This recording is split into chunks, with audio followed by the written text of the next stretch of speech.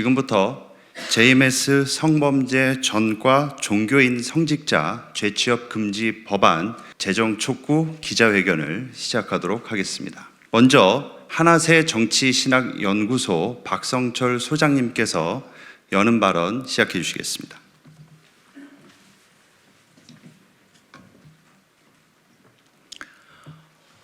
오늘 우리는 JMS 및 성범죄 종교 성직자 재취업 금지법의 제정을 촉구하며 이를 지지하기 위하여 여기에 모였습니다. 저는 여야 모든 정당 관계자들에게 JMS 및 성범죄 종교 성직자 재취업 금지법 발의를 요청드리며 이를 위해 수고하는 이들과 함께 연대하기 위해 이 자리에 서게 된 것을 기쁘게 생각합니다. 저는 다음과 같은 이유로 JMS 및 성범죄 종교 성직자 재취업 금지법이 속히 제정되어야 한다고 생각합니다.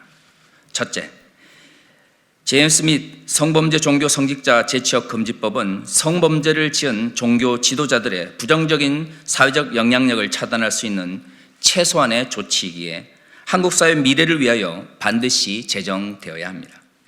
한국교회를 비롯하여 한국 사회 내 종교 지도자들의 성범죄 및 성희롱 사건은 더 이상 종교인들의 자정 노력만으로는 해소될 수 없는 지경에 이르렀습니다. 특히 한국교회의 경우 양적인 측면에서나 질적인 측면에서 문제가 더욱 심각합니다. 사실 한국교회는 70년대, 80년대 군사독재 세력과의 유착을 통해 급속한 양적 성장을 이루었습니다. 이와 함께 정당화된 번영신학은 대형교회를 이끈 목회자들의 도덕적 해이를 부추겼고 한국교회는 예수께서 선포하신 세상의 소금과 빛으로서의 교회 정체성을 상실하게 되었습니다. 이후 한국교회는 교회를 양쪽으로 성장시킨 소위 성경한 목회자들의 왕국으로 변질되었습니다. 오늘날 한국교회는 87년 체제 등장 이후 한국 사회의 급속한 민주화와 다원화 속에서 마땅히 갖추어야 될 성인지 감수성을 소유하고 있지 않습니다. 그 결과 목사라는 직업은 한국 사회에서 성범죄 발생 빈도가 대단히 높은 직군으로 변질되었습니다. 하지만 부패로 물든 한국교회는 스스로 이 문제를 해결할 수 있는 힘을 가지고 있지 않습니다. 이대로 이 문제를 방치한다면 종교적 영역의 부패는 더욱 심화될 것이며 그 부정적인 영향력은 한국 사회의 발전을 가로막을 것이 분명합니다. 둘째, JMS 및 성범죄 종교 성직자 재취업 금지법의 제정은 성범죄 및 성희롱 피해자의 정의로운 회복을 위한 첫걸음입니다. 종교적 영역에서의 성범죄 및 성희롱 사건은 종교적 위기에 의한 범죄인 만큼 피해자들에게 큰 상처와 후유증을 남깁니다. 안타깝게도 가해자가 법적으로 처벌된다고 해서 그 트라우마가 쉽게 사라지는 것은 아닙니다. 하지만 한국의 사법제도는 성범죄 및 성희롱 가해자들에 대해 대단히 관용적인 편입니다. 그 결과 가해자들이 법의 심판을 받는다 해도 짧은 형기를 살고 나온 후 다시금 과거의 잘못을 반복하는 경우가 너무나 자주 발생하고 있습니다. 이는 피해자들에게 대단히 큰 충격과 고통을 안겨다 주고 있습니다. 정의로운 회복은 가해자들에 대한 법적 처벌뿐만 아니라 피해자들이 원래의 자리로 돌아가 자신의 삶을 살 수 있도록 사회가 적극적으로 나설 때 실현될 수 있습니다. 하지만 현재 한국 사회의 사법 체계로는 너무나 명백한 한계를 지니고 있습니다. 성범죄 및 성희롱 사건에 연루된 종교 지도자들이 다시금 종교적 영역에서 일을 하지 못하도록 하는 이번 법안 없이는 피해자들의 정의로운 회복은 그 첫걸음을 내디딜 수 없습니다. 그러므로 저는 JMS 및 성범죄 종교 성직자 재취업 금지법의 제정을 촉구하며 이를 위해 노력하는 이들에게 지지와 연대를 보냅니다. 감사합니다. 다음은 성교육 상담센터 숨 대표이신 정혜민 목사님께서 연대 발언 이어주시겠습니다. 성범죄 피해를 당하신 분들을 지원하고 함께 사건 처리를 할 때마다 피해자들이 가장 힘들었던 부분은 바로 가해자가 어떤 처벌도 받지 않았을 때였습니다. 심지어 가해자가 법적 처벌까지 받았음에도 불구하고 아무렇지 않게 다시 성직자로 복귀하는 모습을 봤을 때 피해자들은 상상할 수 없을 만큼의 큰 상처를 받았습니다. 어떻게 성범죄를 저지른 자가 다시 성직자로 활동할 수 있냐고 문제제기를 할 때마다 가해자가 다시 성직자로 복귀할 수 있도록 도와준 사람들이나 기관에서는 이렇게 말했습니다. 가해자는 충분히 하나님께 용서를 구했다. 하나님도 그 사람을 용서하셨다. 그리고 가해자도 살아야 하지 않느냐. 맞습니다. 가해자가 조금의 양심이라도 있다면 용서를 구했겠죠. 그리고 가해자도 살아야겠죠. 하지만 이것은 어디까지나 한 인간으로서의 삶을 이야기하는 것입니다.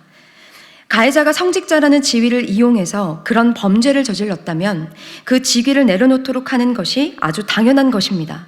그런데 안타깝게도 이런 당연한 부분이 이루어지지 않고 있습니다. 용기를 내서 본인의 피해 사실을 알린 피해자들이 공통적으로 외치는 내용은 바로 나 같은 피해자들이 또 발생하지 않길 바란다는 것입니다. 우리는 이런 피해자들의 목소리에 귀를 기울여야 합니다. 사건이 터질 때마다 급하게 수습하는 데 그치는 것이 아니라 어떻게 하면 종교 성직자들의 성범죄 사건을 예방할 수 있을지, 그리고 바르게 제대로 가해자들을 처벌할 수 있을지에 대한 구체적인 대안을 마련해야 합니다. 이것은 분명 기독교만의 문제는 아닙니다. 한국 사회를 떠들썩하게 만든 JMS, 또 그와 유사한 사이비 종교 교주들, 또 그 외의 종교 성직자들, 이것은 우리 모두의 이야기입니다. 혹 어떤 분들은 그런 건 교회가 그리고 각 종교기관들이 알아서 해야지 굳이 법이 왜 필요한가?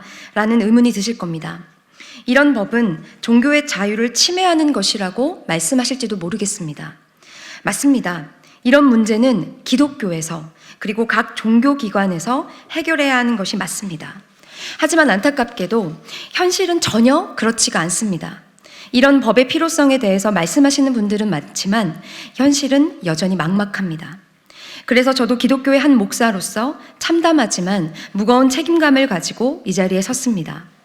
우리가 망설이는 시간만큼 수많은 피해자들은 고통과 두려움 속에서 신을 것입니다. 이제 피해자들의 목소리에 또 그들의 아픔을 진심으로 돌아봐 주시길 부탁드립니다. 본인이 피해를 당했음에도 불구하고 스스로를 숨기고 도망칠 수밖에 없는 현실. 반대로 가해자는 자신은 이미 용서받았고 깨끗해졌다며 당당하게 어깨를 펴고 다시 보란 듯 사람들 앞에 서는 현실. 이런 현실 속에서 우리는, 그리고 우리의 아이들은 어떤 미래를 앞으로 이야기하고 꿈꿀 수 있을까요? 성직자는 신자들에게 정신적, 도덕적 지도를 할 의무가 있고 또 바른 교리를 전하며 신자들의 고통을 상담해주는 동시에 사회 지도자로서의 역할을 해야 하는 자들입니다. 성범죄를 일으킨 성직자들이 다시는 이런 성직자라는 직위를 가지고 피해자들과 성도들을 우롱하는 짓을 하지 않도록 법제화해 주십시오. 더 이상 많은 사람들이 고통당하지 않도록 국회도 이 문제에 대해 돌아봐 주십시오.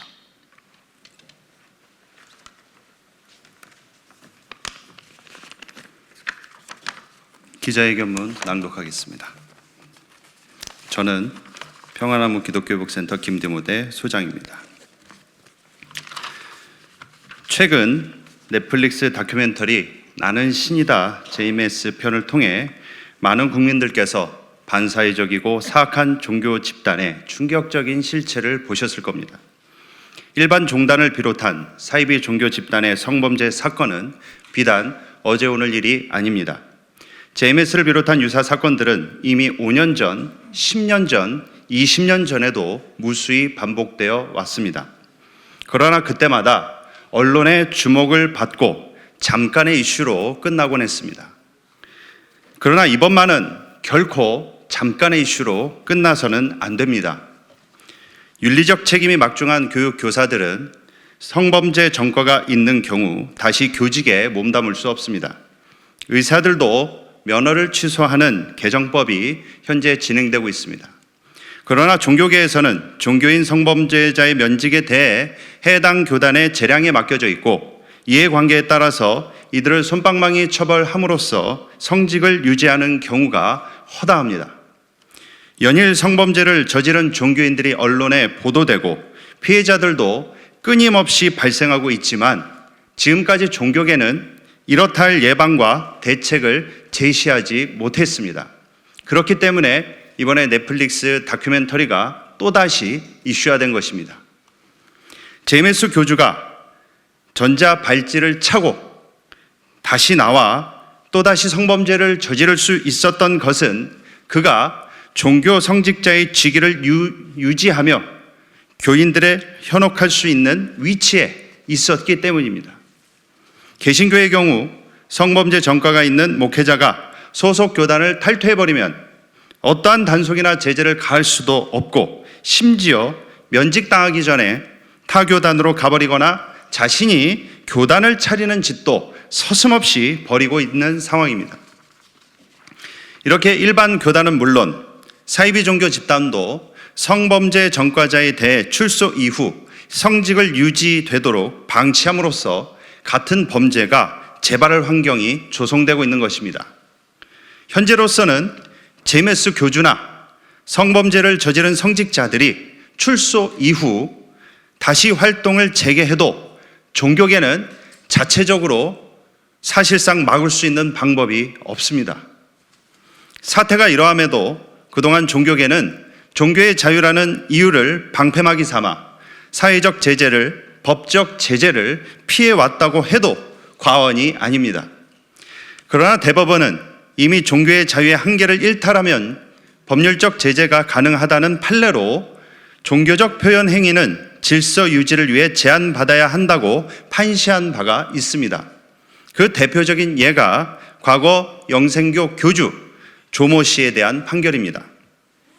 종교적 믿음과 교리로 인해 어떠한 행위가 이루어질 때는 사회 질서 유지를 위해 그 행위를 법률적으로 제한할 수 있다는 판례를 남겼습니다.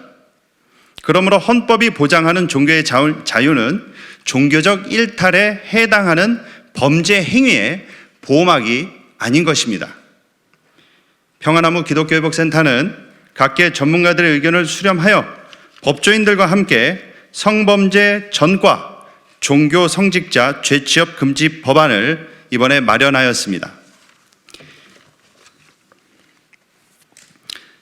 현실적으로 성인을 대상으로 한 성범죄 전과가 있는 종교 성직자를 단속할 수 있는 법안이 없기 때문에 기존의 아동청소년 보호법에 종교 성직자와 종교 기관을 추가 개정하는 방안으로 법안을 준비했습니다.